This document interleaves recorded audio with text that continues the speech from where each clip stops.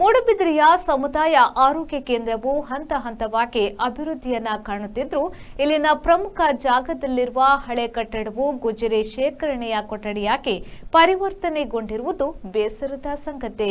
ತಕ್ಕಮಟ್ಟಿಗೆ ಗಟ್ಟಿಮುಟ್ಟಾಗಿರುವ ಈ ಕಟ್ಟಡವು ಹಿಂದೆ ಪುರುಷರ ವಾರ್ಡ್ ಆಗಿದ್ದು ಆ ಬಳಿಕ 108 ಸಿಬ್ಬಂದಿಗಳ ವಿಶ್ರಾಂತಿ ಕೊಠಡಿಯಾಗಿತ್ತು.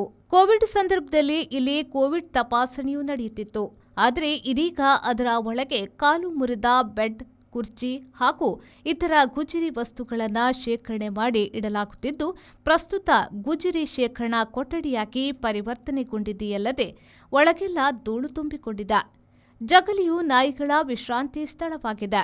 ಜೈನ್ ಮಿಲನ್ ಸಂಘಟನೆಯವರು ಕೊಡುಗೆಯಾಗಿ ಈ ಹಿಂದೆ ನೀಡಿದ್ದ ಕುಡಿಯುವ ನೀರಿನ ಘಟಕ ದುರಸ್ತಿಯಲ್ಲಿದ್ದು ಮೂಲೆಯಲ್ಲಿ ಧೂಳು ತುಂಬಿಕೊಂಡು ನಿಂತಿದೆ.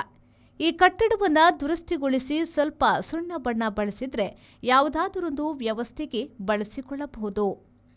ವಿಶ್ರಾಂತಿ ಕಟ್ಟಡದ ಒಂದು ಬದಿ ಅದರ ಹಿಂಬದಿಯಲ್ಲಿ ಮಳೆ ನೀರು ಶೇಖರಣೆಯಾಗಿದೆ.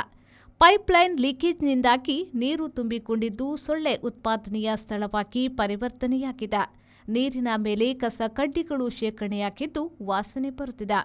ಆರೋಗ್ಯ ಕೇಂದ್ರದ ಸುತ್ತ ಬಾವಿಯ ಮೇಲೆ ಹುಲ್ಲುಗಳು ಎತ್ತರವಾಗಿ ಬೆಳೆದಿದ್ದು ವಿಷ ಜಂತುಗಳಿಗೆ ಆಶ್ರಯ ನೀಡುವ ತಾಣವಾಗಿದೆ.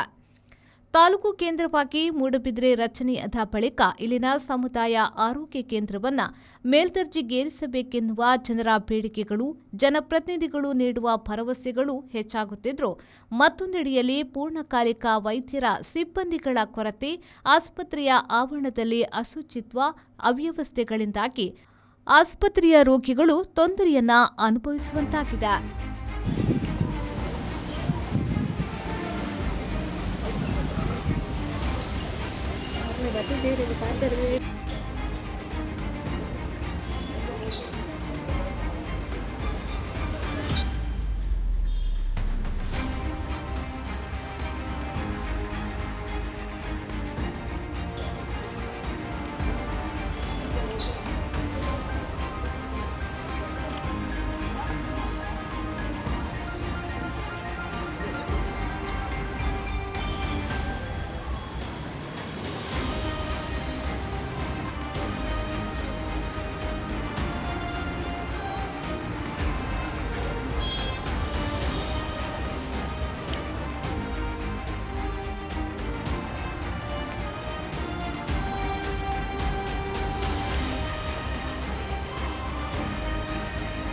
Premashree B4 news Moodbidri.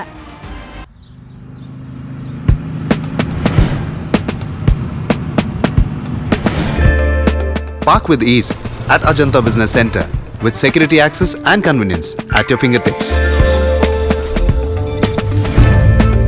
Step into a welcoming lobby where a warm smile greets you and your clients.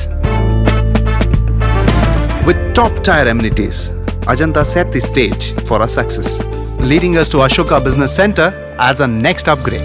Invest in workspaces managed by Vertex. Invest smart. Invest in Mangaluru.